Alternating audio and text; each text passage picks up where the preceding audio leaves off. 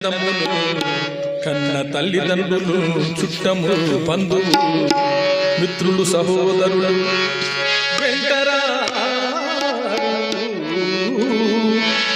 వెంట వచ్చునదే అదే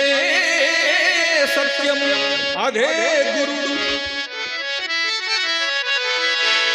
వెంట వచ్చునదే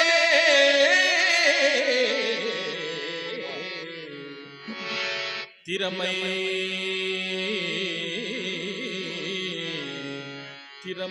సంపదలెల్ల వెంటను ఖరీది సాగిరా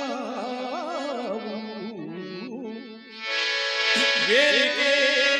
ఏ పాటి విధించనో